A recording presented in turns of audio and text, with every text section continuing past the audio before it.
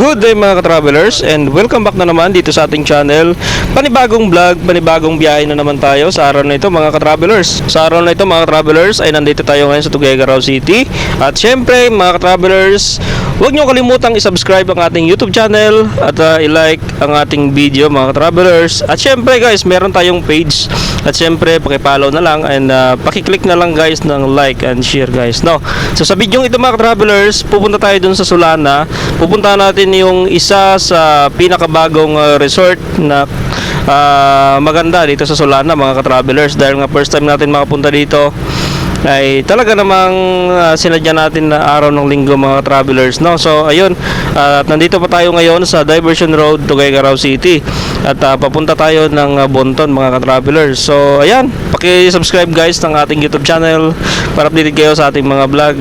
Dahil nga ngayon ay panahon ng tag-init, summertime, ang tamang tao ngayon guys ay naghahanap na ng mga mapagpaliguan, mga bagong resort. So ayun, at first time natin mapuntahan ang resort na to. At yun, at magagamit tayo ng Google Map mga ka-travelers, dahil di natin alam kung saan yun banda sa Sulana. So sabi kasi sa kakilala ko ay abot daw ng 1 hour may gitang biyahe simula dito sa Tuguegarao hanggang dun sa may unahan ng Sulana. Actually sakop na siya ng Amulong West mga ka-travelers. So ayan, andito pa lang kasi tayo sa Shell dito sa Bonton mga ka-travelers, no? Medyo malayo pa tayo. Ang gamit nating service ngayon ay Rusi Chariot 175 ng Rusi mga ka-travelers, dahil nga ito ay matipid naman sa gas. At ito lang muna ginamit natin at least makatipid tayo sa gas, no? Hindi pa tayo mainitan. Kung ka magmotor ka, mainitan ka, at kung umulan, mapapasma ka mga travelers. Kaya na nga, at approaching na tayo dito sa tulay ng Bonton Bridge o Bonton Bridge mga travelers, no? So mamaya na tayo magpagas pagka pauwi na, dahil marami pa naman tayong gas guys, no? So yan, medyo makulimlim pa dito banda. Ayan mga travelers, ang Rusi Chariot talaga namang gamit na gamit kahit sa amang biyahe, kahit anong hakutan, ay talaga namang gamit na gamit ang Rusi Chariot. Napakatipid din sa gasto mga travelers. Ayan, approaching na tayo dito sa tulay ng Bonton mga ka-travelers. Ito yung tulay na mahaba na nagkokonekta sa Sulana at Enrile mga ka-travelers. Ito rin yung access ng mga sasakyan na nagmumula dito sa Enrile, sa Bella, patungo ng Tuguegarao. So napakalaking tulong ng tulay na to. So yan, haba maabot ito ng mahigit na 1 kilometro mga travelers. Is this really happening? I can't believe it's true. I'm just as surprised as you. Okay nga mga travelers, at nandito na tayo sa intersection. So kakanan tayo dito papunta ng bayan ng Sulana mga ka-travelers. So maglalakbay pa tayo siguro mga 10 minutes papunta doon sa mismong junction o intersection din ng Sulana papuntang Piat mga ka-travelers. So ayan, at kakanan tayo dito at tuloy-tuloy na tayo sa ating biyahe. Dahil nga nagugutom na si Milka Snow, ay dadaan muna kami dito sa Jollibee dito sa Sulana mga ka-travelers.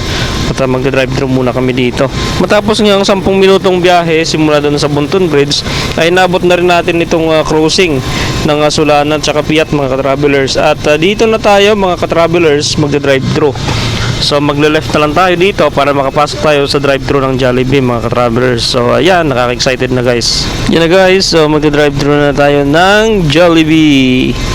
Yan, so kakaliwa tayo dito and makikita na natin yung drive-thru ng Jollibee dito sa Sulana. Ayan, welcome to Jollibee mga ka-travelers. So second time natin mag-drive-thru gamit itong trike ng Chariot mga ka-travelers, dahil nga hindi na rin natin sure kung mayroong pagkain doon sa pupuntahan nating resort, ay nag-drive-thru na lang tayo dito mga ka-travelers ng 2-piece chicken. So bali 6 pieces niya chicken, every order ay may 2 pieces chicken mga ka-travelers. So ayan, bibili na lang tayo dito ng pagkain para at least doon kung in case na wala namang benta doon, ay meron na tayong baong fried chicken mga ka-travelers. So panigurado lang. Yun guys, proceed tayo sa next window at magbabayad na tayo ng ating in-order mga ka-travelers. Bilis talaga mga ka-travelers ng drive-thru dito sa Sulana. Ayan, at magpipick up na tayo ng ating order. Napakabilis lang. At tig 2 piece chicken, bali 3 order na tig 2 pieces chicken mga ka-travelers. So ayan, napakabilis lang. At nag-proceed tayo sa next window. Okay guys, ayan na mga ka-travelers at na-pick up na natin yung ating order. Ayan, tuloy-tuloy na tayo dun sa resort na pupuntahan natin. Dito sa Amulong West pala yun mga ka-travelers. Akala ko sakop pa ng Sulana. Pero yun ay sakop na pala siya ng Amulong West, kaya mas madali lang tuntunin, mas madali lang siya puntahan mga ka-travelers. So ayan, tatayping tayo para makapagtawid. Itong intersection kasi dito medyo delikado, gawa ng talaga ng mga blind spot. Itong paliko ng galing ng Piat ng papunta at Tuguegarao. Kaya mahirap siya timingan kung merong susulpot na mabilis. So talagang doble ingat tayo dito pagka lumiliko tayo dito mga ka-travelers. So ayun mga ka-travelers, isa sa napansin ko dito, ang ganda ng style o design nitong parang pine tree. Pero hindi siya pine tree, itong parang design na mga kahoy sa gilid ng daanan. So very attractive, gawa ng maliban sa lilim, tambayan, pwede pagpicturean mga ka-travelers. So ang ganda kasi ng pagka-design nila. At sa gilid natin, kabilaan, puro palayan, malawak na palayan yung mga ka-travelers. Talaga namang hindi mo matatanaw ang dulo ng palayan dahil sa lawak at lapad nitong mga palayan dito sa Sulana mga ka-travelers. So guys, nandito na tayo sa bayan ng Sulana. Ito yung bayan ng Sulana mga ka-travelers. So maunlad at syempre ang mga tao dito mga mababait, respetado rin. At syempre mga ka-travelers, ito na tayo. Dito na tayo sa kanilang mismong public market. Dito na tayo mismo dumaan mga ka-travelers, no? So ayan, tinda ata ngayon, daming tao, daming nagtitinda sa gilid, kabilaan.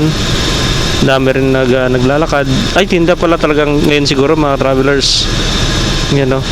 So kung mapansin natin, daming tao na may mga bit-bit malabang tinda. So ayan mga travelers, continue pa tayo. Siguro magit pa kalating oras yung biyahe natin simula dito sa bayan ng Sulana papunta doon sa Amulong West mga travelers. At may napansin din ako ditong pure gold. Meron sila ditong pure gold mga travelers. At least pagka nag-grocery, hindi na mahirap o hindi na pupunta pa ng Tuguegarao para mag-grocery. Meron na pala sila ditong pure gold, oh. At iba pang mga establishment. Halos kompleto na rin sila dito. May Palawan, ML at iba pang mga padala. So okay na okay mga travelers. Guys, nadaan na natin yung bayan ng Sulana. At ito, hindi ko lang sure kung anong barangay ito. Meron tayo ditong nadaanan na maganda yung view, palayan. At ayan, makita natin mga ka-travelers ay maganda yung daanan dito. Wala ganong lubak. Kaya okay na okay sa chariot, hindi tayo matatagtag, no? Ayan, left and right yung palayan. Ang lawak, grabe, sobra. Yun, no? Ganda pa ng view dito, gawa ng maganda rin yung panahon. Kaya maganda rin yung view, yung sinag ng araw. So ayan, siguro continue pa tayo ng mga 30 minutes pa bago tayo makarating dito sa ating patunguhan na resort. Okay mga travelers, so nandito tayo sa Barangay Bangag. Ito ay sakop ata ito ng Sulana mga ka-travelers. So yun, dito tayo sa boundary ng Barangay Bangag mga ka-travelers. Ayan, so dire-diretso pa tayo papuntang Mulong West. Dahil kinulang tayo sa gasolina mga travelers, ay dumaan mo tayo dito sa nakita nating tindahan na nagbebenta ng gasolina at bumili tayo ng 1 litro mga travelers. 65?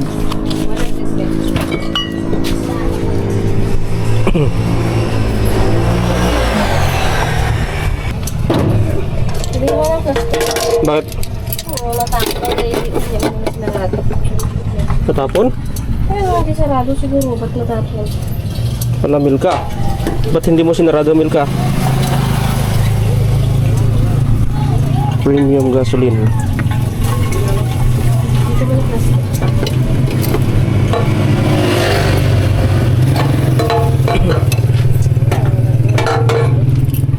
Pagkatapos natin magpagasolina ay agad naman tayo kumalis na mga travelers upang magpatuloy sa ating biyahe dahil nga napakalayo pa ng ating lalakbayin simula dito sa pinagasolinahan natin hanggang dun sa may resort. Grabe, kaliwa kanan ng makikita natin dito puro mga mais.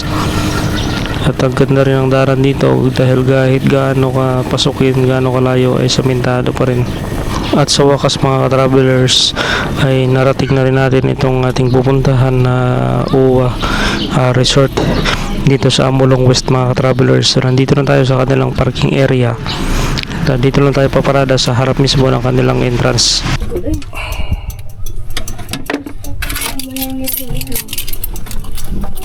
Dito na tayo.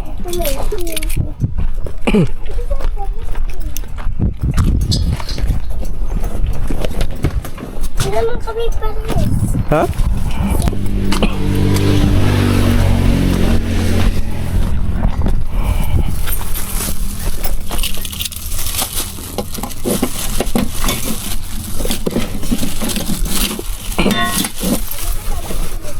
Ha? Ha? Pag hindi na mainit. Ito may ano no.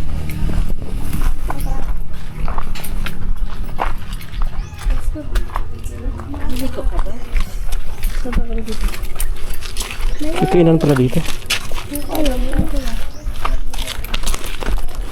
Bayad entrance. Dito siguro.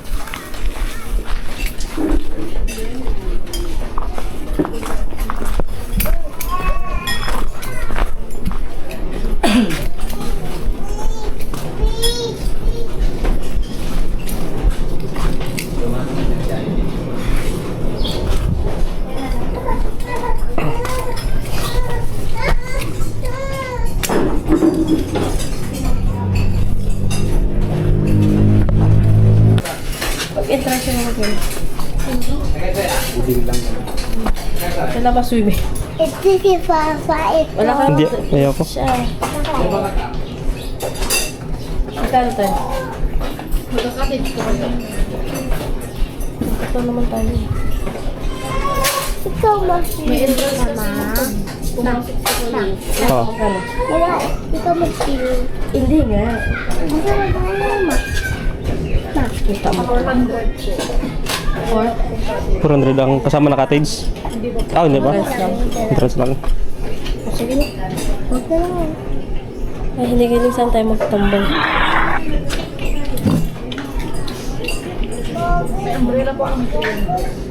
Ayun na lang, umbrella. Sige. 300. Saglit na naman kami. 200. Ha? 400. Papa, tingnan mo. Ang ganda na ilaw. lahat. Pa, ang ganda na ilaw pa. Hmm. Pa, tingnan mo doon. Kasama na swimming? Ah, okay. Ikaw swimming? Kasama na pala swimming. Ha? Kasama na swimming. Brandon. Sama ikaw? Kasama na swimming. Ikaw rin kasama? Si Mama. Tara. Si Mama sama? Hmm. Nag-swimming pa? No. Ikaw? Ayaw mo? Ayoko. Hindi ka mo. Ikaw mo yung sama ka mo.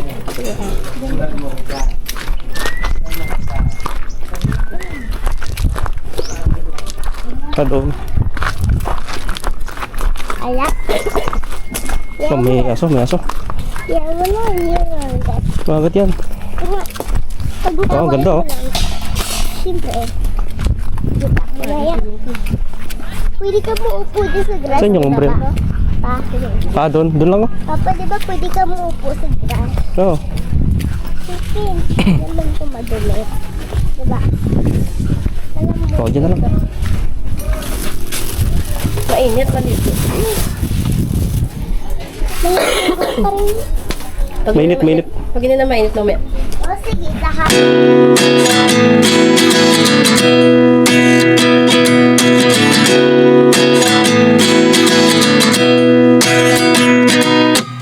At 29 and I find myself wondering what did happen to the last 10. I ran away with my life, fast forward, never turn back again. It's kind of funny that the more we pass time, the more we need to set the rewind. And 19 was the year I had to leave you, but now I'm seeing all the signs. Is this really happening? I can't believe it's true. I'm just as surprised as you. Is this really happening? I can't be too sure, but one day I'll be yours again.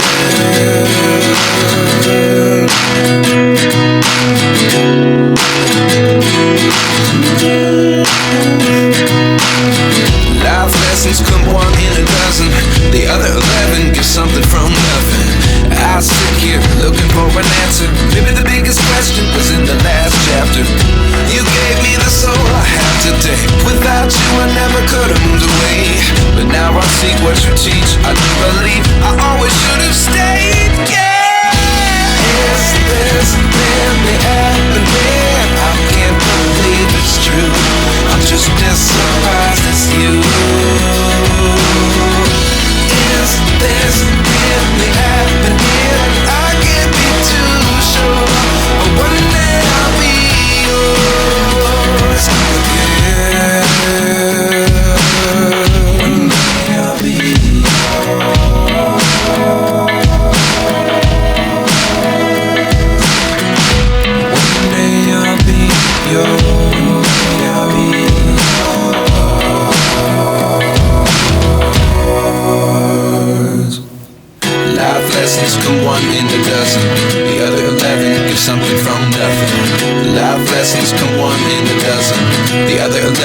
something from nothing. Life lessons come one in a dozen. The other 11 is something from nothing. Life changes, just open the door. One thing's certain, I'll